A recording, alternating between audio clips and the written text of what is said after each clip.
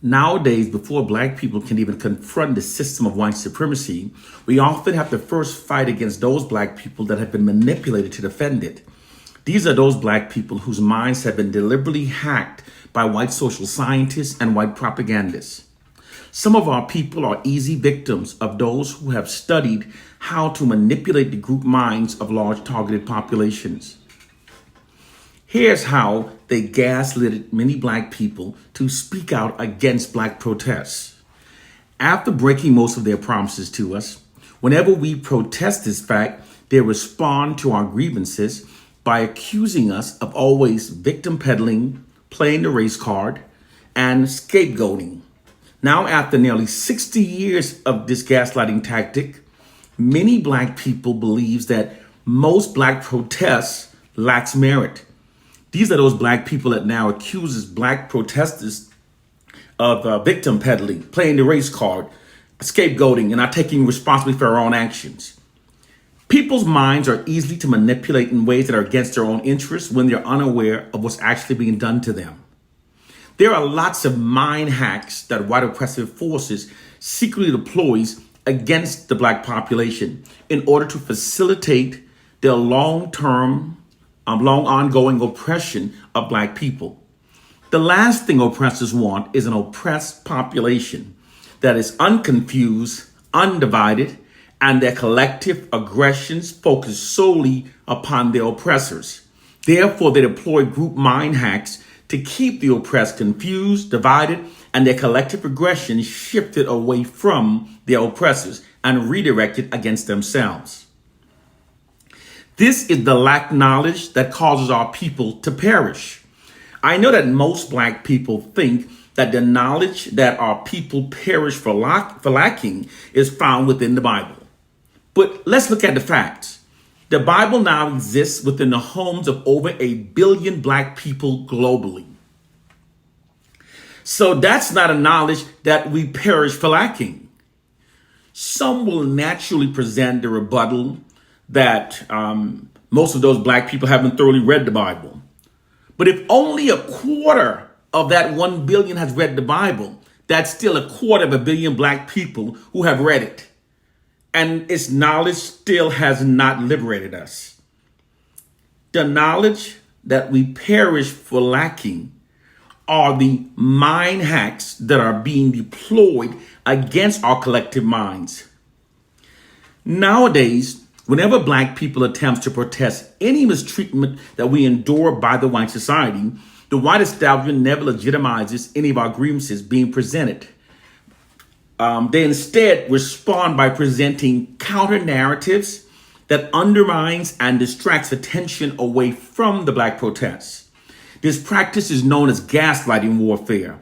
The term gaslighting psychological abuse is usually associated with individual abusive relationships, wherein which a person is manipulated and mentally abused for the benefit of a narcissistic other person. However, that same system is also being used on a large scale by the white society, where which black people are being mentally abused by a narcissistic white society. It's then called gaslighting warfare. Within this scenario, it's an insidious form of psychological abuse wherein which information is always twisted, spun, and or selectively omitted to always favor the oppressors. This has continued until the black protesters begin to doubt the legitimacy of our own positions and stop protesting. Many begin to doubt their reasons for protesting, thinking that it has no cause, given that it's not recognized by the dominant culture, that perhaps it lacks merit. This gaslighting system allows white oppressors to treat all issues presented by the black population as you would a can being repeatedly kicked down the road. Rather than picking it up and addressing it, you just keep kicking it down the road.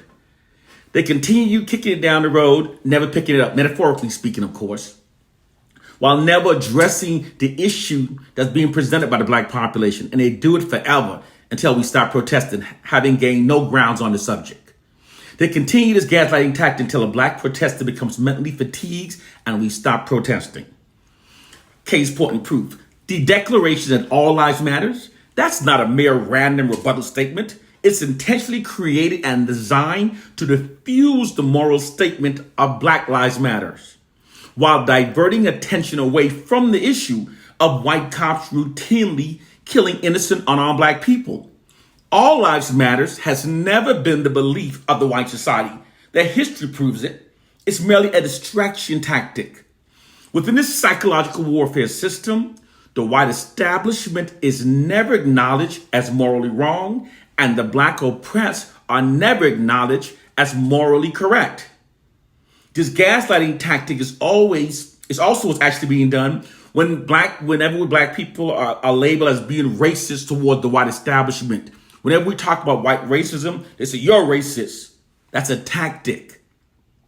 That tactic shifts the focus away from the inequality of racism that's been expressed by the Black population and then forces the Black population to instead engage in defending ourselves against the false accusations of white racism, of racism towards whites. Meanwhile, the true issue of Black inequality is never addressed by the white establishment. There's also a gaslighting tactic called whataboutism. They say, what about Blacks who kill Blacks? What about Blacks who kill Blacks? That's a tactic. This is a gaslighting tactic that attempts to discredit the protesters' position by charging them with hypocrisy without actually directly refuting or disproving their argument. This mental abusing tactic is continued until the protester begins to question the merit of his own protests. Many will eventually become mentally fatigued and then give up their protests, having gained no grounds on the matter. It's how white oppressors now handles Black protests. It allows them to prevent the erosion of their white dominance. Within this gaslighting system, the oppressors never acknowledges the grievance of the oppressed. They keep doing tactics. The white establishment is never acknowledged as morally wrong, and the Black oppressors never acknowledged as morally correct. This practice is continued until the Black protesters become mentally fatigued. This allows the white society to maintain their dominance. Look how well it worked with Colin Kaepernick. Nothing came from it, right? They just kept deflecting, and nothing happened. So in the end, we gained nothing, and they lost nothing. The minds of targeted populations are quite easy to manipulate when they're unaware of what's being done to them. Once the mind has become confused, manipulation becomes simple. The mind will either ignore common sense and rationality falls away, even overlooking hypocrisy and deception. Black people have also been trauma bonded to the white society. The term trauma bonded is also usually associated with individual abusive relationships, in which an abusive person is trauma bonded to a narcissistic abuser. Here's how it's achieved in that sense. After repeatedly brutalizing the victim, the narcissistic abuser never acknowledges any of his wrongdoing. He instead minimizes the abuse and tells the victim that the abuse wasn't that bad and to get over it.